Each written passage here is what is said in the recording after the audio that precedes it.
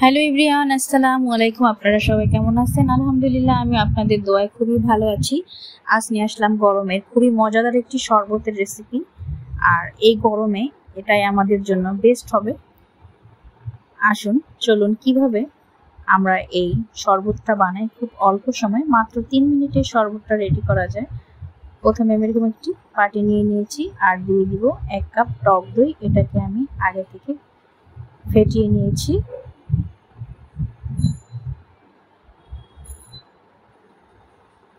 আর এখন দিয়ে দিব 1/3 কাপের মতো চিনি আর 1 টেবিল চামচের মতো লেবুর রস।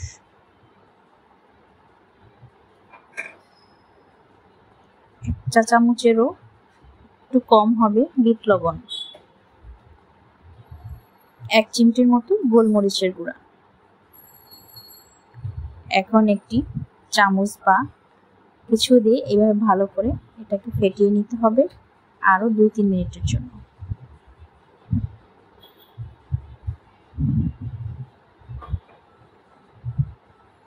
এখন দিয়ে দিব হাফ চা চামচের একটু কম লবণ।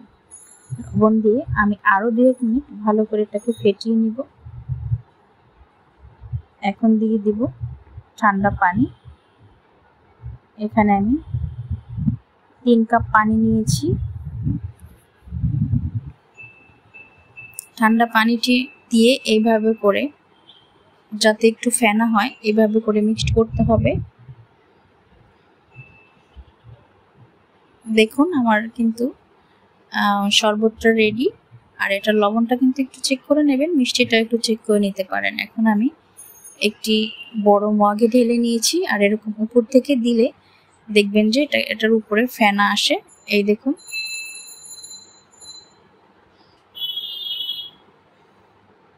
এটা খেতে অনেক মজা হয় আর গরমের প্রশান্তির একটি আইটেম। এটি আপনারা অবশ্যই গরমে ট্রাই করতে পারেন। আপনার একদম মন প্রাণ জুড়িয়ে যাবে, মনে হবে যে একটু তৃপ্তি হলো বা একটু প্রশান্তি হলো। আসলে এটা খেলে শরীরটা অনেকটা ঠান্ডা হয় আর টক দইটা কিন্তু আমাদের শরীরের জন্য অনেক কিন্তু উপকারী। এটা হজম শক্তিতেও কিন্তু এটা অনেক কাজে আসে। আপনারা কিন্তু এই গরমে অবশ্যই এটা একদিন ট্রাই করতে পারেন। আশা করি আপনারা নিরাশ হবেন। এটা খেতেও অসাধারণ হয় আর খুবই অল্প সময় এটা উপকরণ খুবই কম আর অল্প সময়ে এটা রেডি করা যায়। মাত্র 3-4 মিনিটে আপনি এত সুন্দর একটি শরবত রেডি করতে পারবেন। বাচ্চা থেকে বড় সবাই আশা করি পছন্দ করবে। আমার ভিডিওটি যদি ভালো লেগে থাকে অবশ্যই চ্যানেলটি সাবস্ক্রাইব করে থাকবেন। আজ এই পর্যন্ত। সবাই ভালো থাকবেন, সুস্থ থাকবেন। খোদা হাফেজ।